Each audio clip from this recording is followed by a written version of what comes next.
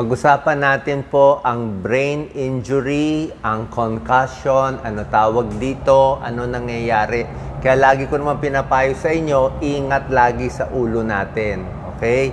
Huwag maaksidente, matutumba, mababagok, mapapalo, masusuntok. Kasi depende yan sa lakas eh. Pag malakas talaga ang tama o baka hindi ka ready, pwede magkaroon ng traumatic brain injury or concussion. Merong mild lang na parang mahihilo-hilo ka lang, meron namang mas malala. Ito katulad nito. Ang very common is car accident.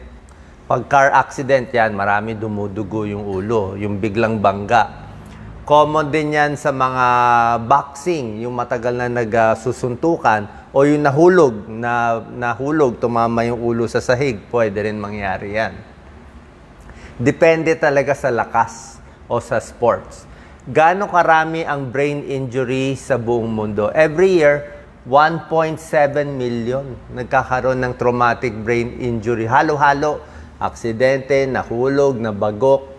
Dito sa dami ng tao, 223,000 na hospital at 60,000 ang namamatay sa injury dahil sa ulo. Kaya sabi ko nga, maganda masuntok na lang sa katawan, wag lang sa ulo. Delikado kasi yung ulo.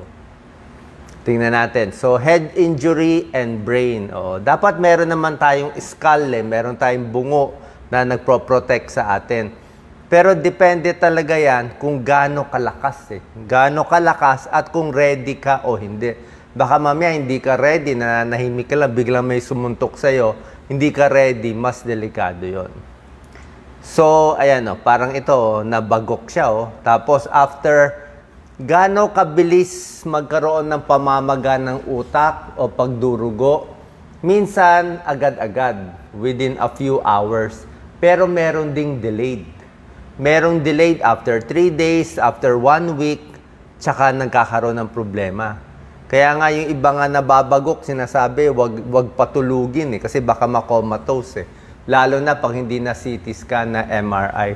Depende yan kung gaano kalakas yung bangga. Tsaka syempre kung gaano kahina din yung utak natin, gaano ka-sensitive. So may mild injury, may severe injury. Tawag dyan, concussion. Ngayon, minsan sa concussion, nabangga ka, tapos na CT scan na MRI, minsan wala nakikita.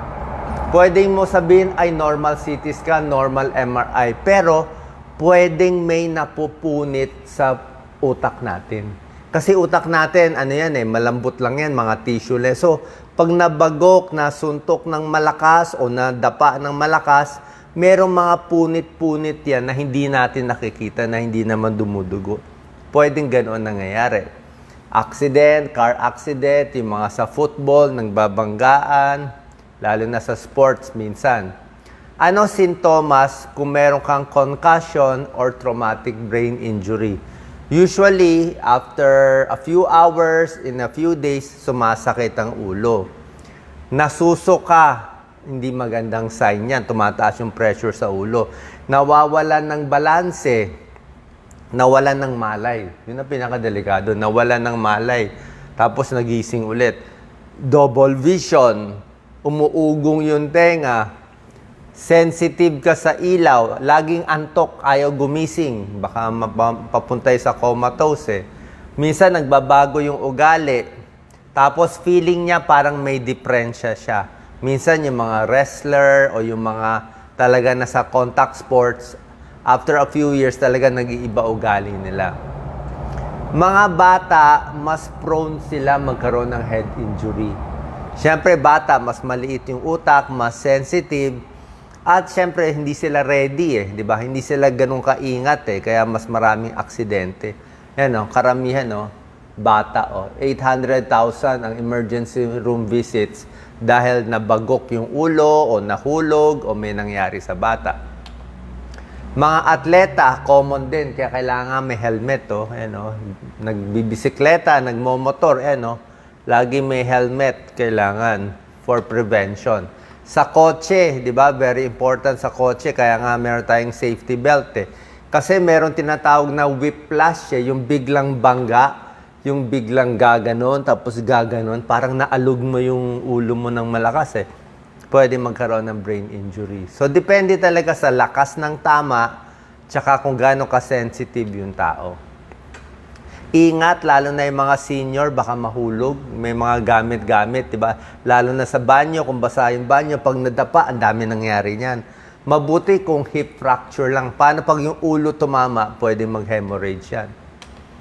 Okay? Ngayon, kung meron kang concussion, yung sinasabi ko sa iyo na sumasakit yung ulo, pagkatapos na masuntok, mabagok, kung ano man nangyari, kailangan pinapahinga yan. Kahit makita CT scan, MRI normal, kailangan mo mga 2 weeks or 3 weeks kang pahinga. Slow recovery kasi merong minor na punit yung utak na hindi natin nakikita. Parang gusto mo muna siya maghilom Ayan, no? Dapat matulog ka muna, relax lang muna, di ba? Pero pag nakita normal CT scan, normal MRI, huwag ka muna mag-computer o magbabasa masyado. Usually, sumasakit ang ulo. Relaxing bedtime routine, huwag muna magkakape. Bawal kape, bawal alak. Yan lang muna, rest ka lang muna. Pag natumba, nagkaroon ng concussion, ayan dalhin agad sa ospital, i-check up ang sintomas, bawal mag-drive. Huwag muna mag-i-sports, okay? Pahinga lang muna sa bahay habang naghihilom. Habang nagre-recover, ayaw natin masyado maingay. Huwag muna mag-aaral, huwag muna mag-aalak, huwag muna magte-text, i-rest lang muna. Huwag muna lilipad, okay, airplane, at huwag muna bigla ang movement. Mga 1 to 2 weeks yan. So, yung concussion, nagkaroon ng aksidente, sumasakit yung ulo. Okay? Tapos, merong injury. Minsan, after a few years, nagko-complain pa sila. Laging masakit ang ulo ko, laging ganyan. Pero minsan, pag tinetest, wala nakikita. Pag nakita sa CT scan na may dugo, ayun na, yun ang problema. Pag nakita sa CT scan na mamaga yung utak, so hanapin ano yung cause na pamamaga. Sa injury ba? Mayroon bang infection sa utak? Kung may infection sa utak, dapat may lagnat yun. Dapat may lagnat siya o may parang trangkaso muna. So, depende sa sintomas. Meron din tinatawag na chronic traumatic encephalopathy. Ito yung lagi nabubugbog yung ulo. Usually, mga boxer, nakita nyo, di ba? Yung mga athlete, sila Muhammad Ali, at yung mga ibang mga boxer, di ba, nabubulol sila after a fight Di ba? Kasi nga, tuloy-tuloy. Ganito yung utak ng normal brain, pero yung lagi nabubugbog, ganito nangyari, lumiliit siya. Ano yung mga symptoms na meron ng brain injury ang isang tao dahil sa aksidente sa utak? Yan. First, titingnan sa CT scan, MRI kung may pagdurugo. Yan, Ito kasi serious agad yan kung may bleeding.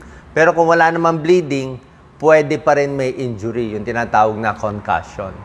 Paano madadiagnose? CT scan or MRI, may tulong. Pero hindi lagi. Minsan normal din sa una. Ano yung nagiging warning signs na meron ka ng traumatic brain injury? Siyempre, dapat meron talagang aksidente sa ulo. Diba? Meron na bagok kang na malakas. Plus, pwede ka magkaroon ng memory issues. Okay, mas makakalimutin ka na. Pwede yan. Pwedeng may problema sa movement. Parang kulang ka sa balance. Laging umiikot ang paligid. Di ba? Pwedeng nagbabago yung mood. Nagbabago yung mood. Nag-iiba ugali pag may traumatic brain injury. May long-term effect din. Pag matagalan yung iba, dahil siguro sa sports nila dati, nag-iiba yung ugali nila at emotion nila. Tawag dyan traumatic brain injury. At yung mga nagkakaroon ng madalas na pag-aksidente sa ulo, higher risk sila for Alzheimer's. Like si Muhammad Ali, nagkaroon ng Parkinson's. Marami sa kanila nagkaka-Parkinson's.